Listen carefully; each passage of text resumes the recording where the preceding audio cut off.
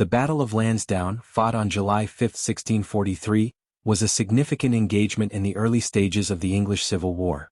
It took place near the town of Bath in Somerset, and was part of a series of royalist efforts to secure control of the southwest of England, a region that was strategically important due to its proximity to the West Country and the availability of key military resources.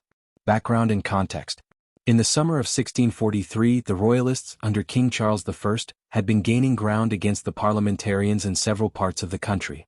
The Parliamentarian forces in the southwest were commanded by Sir William Waller, a prominent general, and the Royalist forces were led by Sir Ralph Hopton, an experienced military commander who had already seen successes in the region.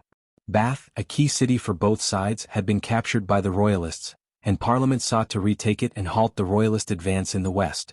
Waller's army, tasked with relieving Bath and pushing back the Royalists, marched to confront Hopton's forces. The two sides met at Lansdowne Hill near Bath, where the battle unfolded. The battle. The Parliamentarian forces, numbering around 6,000 men, faced off against a smaller Royalist army of approximately 4,000 soldiers. Waller's forces were composed mostly of infantry and cavalry, while Hopton's army was bolstered by Royalist cavalry and infantry. The two armies met at Lansdowne Hill, where the Parliamentarians initially had the advantage of positioning on high ground. The battle began with a series of skirmishes, with the Royalists initially struggling against the Parliamentarian lines. However, the Royalists countered with a strong cavalry charge that proved decisive. Under Hopton's leadership, the Royalist cavalry broke through the Parliamentarian flank, creating confusion among the Parliamentarian ranks.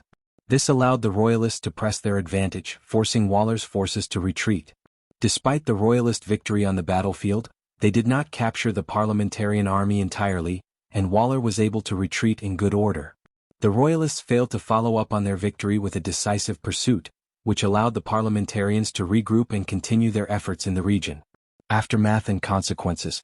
The Royalist victory at Lansdowne bolstered the morale of King Charles I's supporters and allowed them to retain control of the southwest, including the key city of Bath.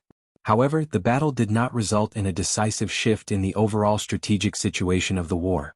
Although the Royalists were able to inflict heavy losses on the Parliamentarians, Waller's army was able to retreat and regroup, ensuring that the Parliamentarians could continue to contest Royalist positions in the southwest.